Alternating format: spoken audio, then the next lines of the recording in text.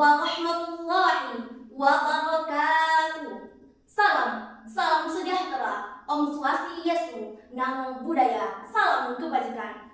Salam Pancasila, merdeka, merdeka. Perkenalkan, nama saya Nur Anissa Musahada dari Pondok Pesantren Salafiyah Al-Madinatul Munawwarah, Kabupaten Darmasraya, Provinsi Sumatera Barat. Alhamdulillahilladzi arsalana bil islami qulub walhamdulillahi rabbil alamin. Yang terhormat Dewan Juri yang arif lagi bijaksana, yang mengukur sama panjang dan menimbang sama berat. Yang terhormat Dewan Panitia Kompetisi Pidato Nasional, dan yang terhormat hadirin wal hadirat sebangsa dan setanah air yang dirahmati Allah Subhanahu wa Ta'ala.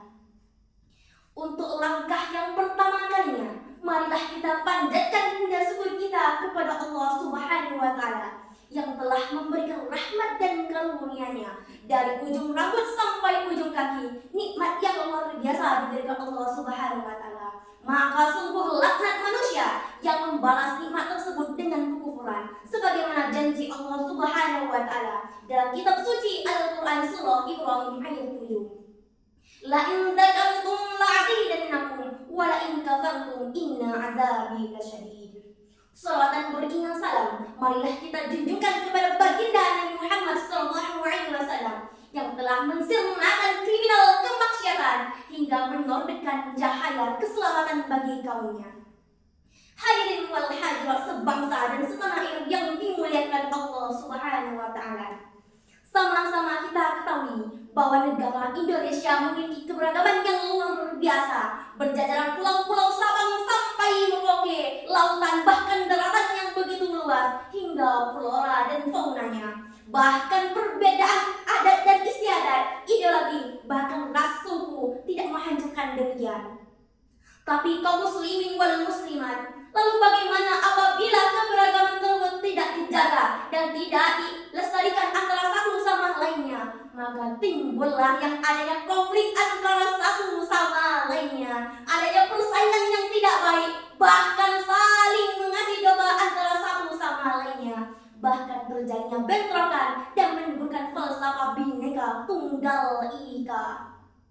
Apakah kita rela negara yang begitu besar ini, yang telah diraih dengan cucuran keringat, linangan air mata, bahkan dengan genangan darah-darah para syuhada? Tentulah tidak. Maka izinkan saya menyampaikan sebuah pidato dengan berjudul Moderasi Beragama dalam Era Globalisasi.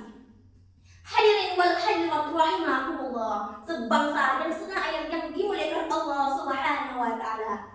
Membahas tentang moderasi beragama adalah salah satu jalan tengah antara dua konflik sosial. Bagaimana kita sebagai pelajar mengolah sikap, perilaku kita, dan cara pandang kita dalam era globalisasi yang begitu pesat naiknya, bahkan teknologi yang begitu canggih pada zaman sekarang. Oleh sebab itu, ada dua cara mengapai moderasi beragama. Yang pertama, yaitu dengan tengah, yaitu jalan umat tengah, dijelaskan dalam kitab suci Al-Quran surah Al-Baqarah ayat 143. A'udzu billahi minasy syaithanir rajim. Bismillahirrahmanirrahim. Wa kadzalika ja'alnakum ummatan wasatan litakunu syuhada'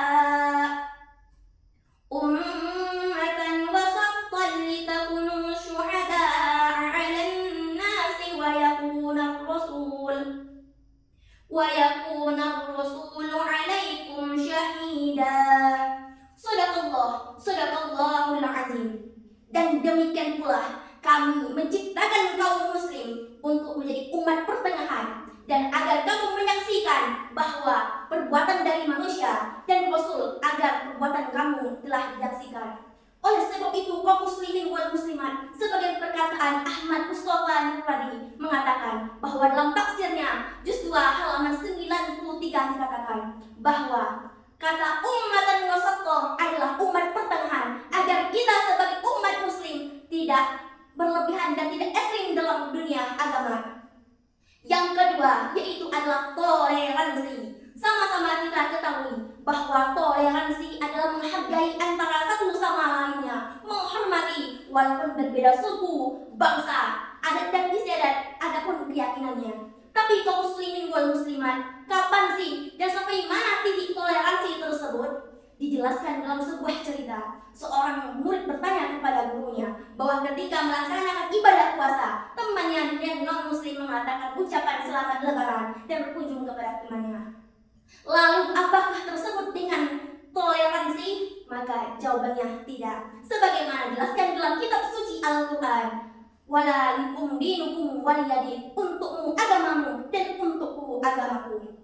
Oleh sebab itu kaum muslimin wal muslimat, kesimpulannya adalah kita sebagai pelajar generasi bangsa Indonesia, masa depan bangsa Indonesia ada di tangan kita sendiri. Dengan sebab itu kita pandai memilah dan memilih, bersikap dan cara pandang yang ekologis. Dengan tersebut kita bisa memilih bagaimana moderasi beragama walaupun dalam globalisasi yang sangat padat dan penuh dengan teknologi yang sangat tinggi. Mungkin hanya ini yang dapat saya sampaikan. Salah dan benar saya minta maaf kepada hadirin dan mohon ampun kepada Allah Subhanahu wa taala. Akhir kalam, assalamualaikum warahmatullahi wabarakatuh.